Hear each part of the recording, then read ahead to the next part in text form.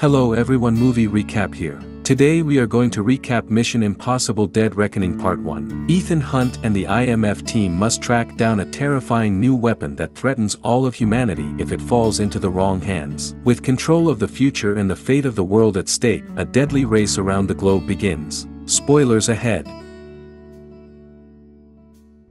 The movie opens in the ocean as the Sevastopol, a Russian submarine, is submerged in the water delivering very deadly computer equipment. Access to the device requires a unique, two-part cross-shaped key. The crew of the submarine observes what appears to be an enemy submarine firing a torpedo at them from a nearby location. They launch their own torpedoes but are shocked to find that both the other sub and their own torpedoes vanish as if they never existed. The torpedo fired by the crew itself is deflected back in their direction, destroying the sub and killing everyone inside. A fresh IMF agent comes to meet Ethan Hunt and presents him with his mission log while posing as a delivery person of food. The key is being utilized for something possibly catastrophic, according to the mission, which comes directly from IMF head Eugene Kittredge. A $50 million bounty is placed on Ilsa Faust's head, and Kittredge also notes that she appears to have gone rogue and is in possession of one half of the key. He continues by saying that Ethan's prior character, the one who inspired him to join the IMF, is involved in the mission. Ethan travels to Namibia's desert to find Ilsa's hiding place. Before mercenaries on horseback chase Ethan in the middle of a sandstorm, he warns her of his presence. The mercenaries pursue Ethan to Ilsa's hiding place, where the two engage them in gunfire combat until it looks like Ilsa has been mortally shot. The community, headed by Director Denlinger, is a group of heads of several intelligence agencies that Kittredge interacts with. According to their information, the computer system known as the Entity has infiltrated various networks,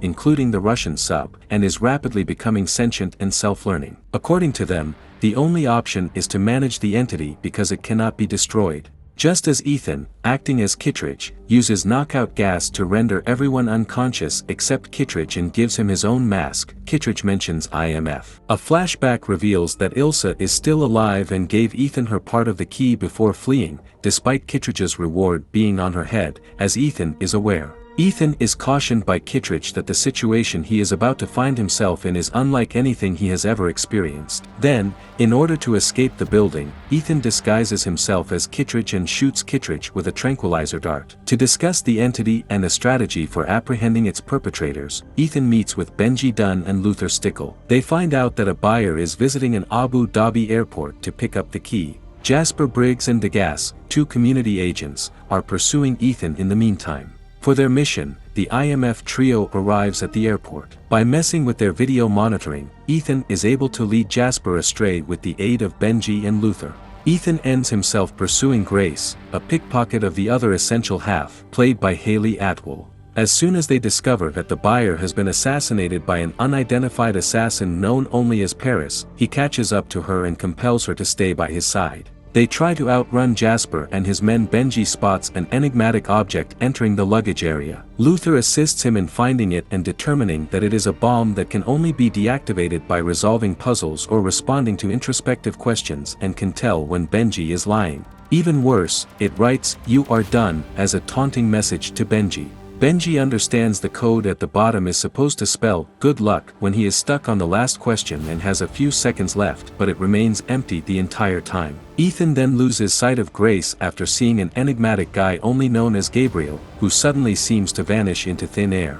Ethan is later discovered by Jasper and Degas, who pursue him through the airport, but he escapes. Ethan informs Luther and Benji that they are ending the expedition after seeing Gabriel. Grace is captured by police in Rome after Ethan follows her there using many phony passports and identities that are wanted all over the world for various theft charges. Ethan assumes the role of her attorney and discovers that Grace was employed by an unidentified third party to obtain the essential half. Grace manages to get away from Ethan while he tries to slink out. The two are later discovered by Paris, who hunts them down with the help of the law. Ethan and Grace are forced to seek out an IMF-safe car during the ensuing chase around Rome, but Paris is still able to follow them. Grace eludes Ethan once more after a lengthy maneuver. As they talk about the Entity and Gabriel, Ethan is reunited with Benji, Luther, and Ilsa. Gabriel had murdered Marie, a lady who was close to Ethan before he joined the IMF. They plan to travel to a party Gabriel will be attending in Venice. Gabriel locates Grace at the gathering and delivers her to Alana Mitsopoulos, aware that Alana has the other half of the key and was the one who hired Grace to look for the other half. Ethan and Ilsa discover them as well. Gabriel extols the entity, noting that Alana is aware of the reason they must bring the entity's key. The entity appears to be omniscient and is aware of many possible outcomes.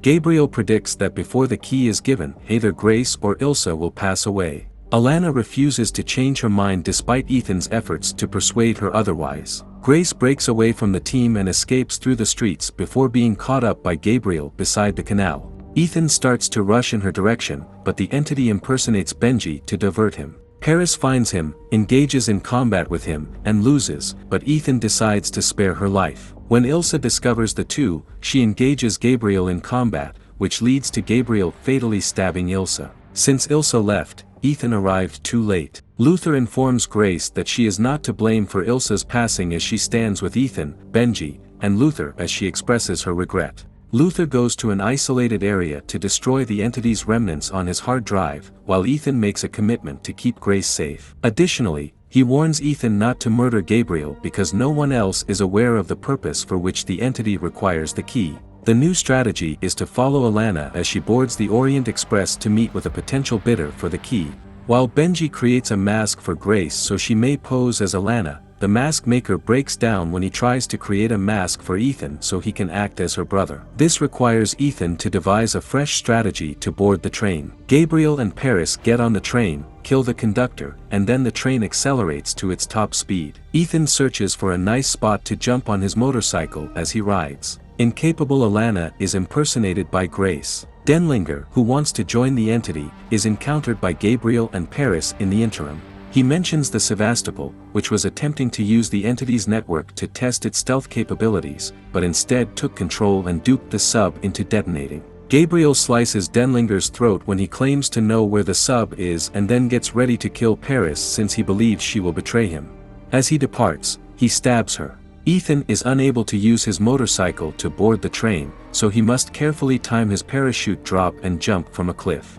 Grace next encounters Kittredge, who turns out to be the buyer of the key. She considers accepting the amount but decides against it since she feels like she is selling her soul. She steals the key, but as soon as the real Alana awakens, her cover is broken. Grace is attempted to be pursued by Gabriel's thugs, but Ethan breaks through the window in time. While Jasper and Degas are also aboard the train and pursue Gabriel, Ethan pursues Gabriel. In an effort to slow the train down, Grace moves to the front. After a protracted struggle, Jasper and Degas successfully corner Ethan to prevent him from killing Gabriel, allowing him to exit the train. The impending bridge is then destroyed by bombs using a timer specified by Gabriel. While the agents work to get everyone on board to safety, Ethan and Grace disconnect the front car. Ethan and Grace are forced to climb across numerous automobiles that are falling as the bridge blows up. Paris intervenes to save them just before they fall. She mentions the Sevastopol and wishes Ethan luck just before she passes out.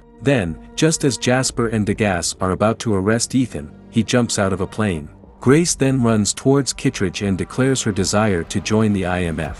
When Gabriel finds that Ethan replaced the key he stole from Grace with a lighter, he screams Ethan's name in wrath. Gabriel first seems to be happy with his win. Benji, who now has the key, welcomes Ethan back. Then Ethan hears Kittredge's voice telling him that his new duty is to discover Sevastopol and save the planet. He also sends Ethan pleasant vibes. We really hope you enjoyed today's recap of Mission Impossible Dead Reckoning Part 1. Please leave a comment below on what you loved about the movie and why. Be sure to like the video and please don't forget to support our channel by subscribing so you don't miss any amazing content. Until next time, lights, camera, action. We look forward to seeing you in our next video.